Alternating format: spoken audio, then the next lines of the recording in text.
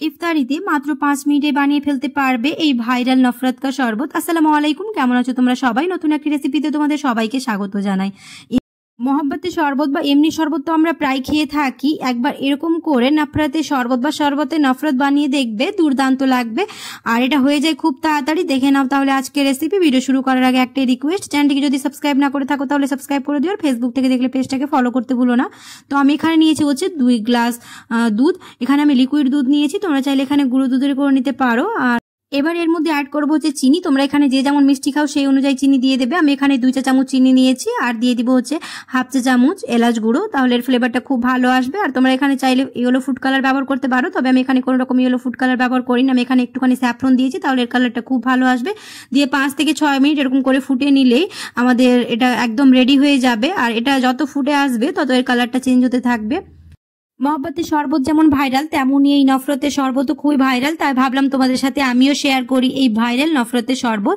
খুব ভালো করে আমার 5 থেকে 6 মিনিট ফুটানো হয়ে গেছে। এবার এটাকে ঠান্ডা হতে দেবো, তার জন্য আমি একটা মিক্সিং বোলে ঢেলে নেব, দিয়ে খুব ভালো করে ঠান্ডা হতে দেবো।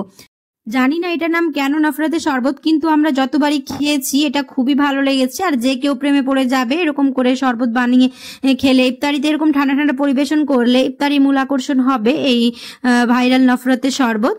এদিকে এটা ঠান্ডা হতে থাকুক, ওইদিকে আমি ড্রাই ফ্রুটগুলোকে ছোট ছোট করে কেটে নেব। তোমরা চাইলে ক্রাশ করেও দিতে পারো, তবে এখানে তোমরা নিজেদের পছন্দ অনুযায়ী ড্রাই ফ্রুট দিতে পারো। আমি এখানে কাজু আর কাঠবাদাম নিয়েছি, আর দিয়ে দিব হচ্ছে আপেল। আপেলের খোসাটাকে খুব ভালো করে ছাড়িয়ে নেব। ছাড়িয়ে নেওয়ার পরে এটাকে গ্রেটারে গ্রেট করে দেবো। তোমরা চাইলে এখানে ছোট ছোট করে টুকরো করে দিতে পারো, তবে আমার মনে হয় গ্রেটারে গ্রেট করে দিলে এটা খেতে বেশি মজাদার হয়।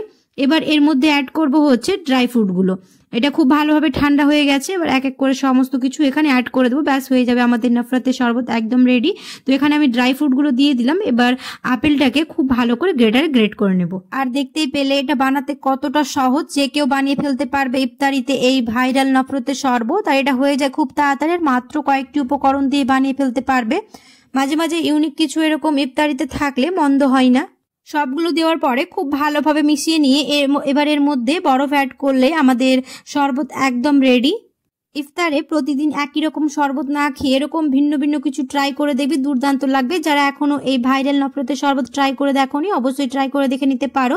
ছোট থেকে বড় সবাই খুব পছন্দ করবে। তো এখানে আমার খুব ভালো করে আপেলটাকে গ্রেট করা হয়ে গেছে। এবার ভালো করে মিশিয়ে নেব। মিশিয়ে নেওয়ার পরে এর মধ্যে অ্যাড করবো হচ্ছে বরফ। আর এরকম ঠান্ডা ঠান্ডা পরিবেশন করে দেখবে ইফতারি, খুব ভালো লাগবে। আশা করছি আমার আজকের রেসিপি বুঝতে তোমাদের কোনো অসুবিধা হয়নি, আর আজকের রেসিপি তোমাদের ভালো লেগেছে। যদি ভালো লেগে থাকে তাহলে অবশ্যই একটা লাইক করে দিও, আর কমেন্টে জানাতে ভুলো না কেমন হয়েছে। আমাদের শরবত একদম রেডি। এবার ঠান্ডা ঠান্ডা গ্লাসে পরিবেশন করে নেব। দেখা হবে খুব শিগগিরই পরের একটি নতুন রেসিপিতে। সবাই খুব ভালো থাকবে, সুস্থ থাকবে, সাবধানে থাকবে। আল্লাহ হাফেজ। আর যারা ট্রাই করে দেখোনি অবশ্যই ট্রাই করে দেখে নিতে পারো।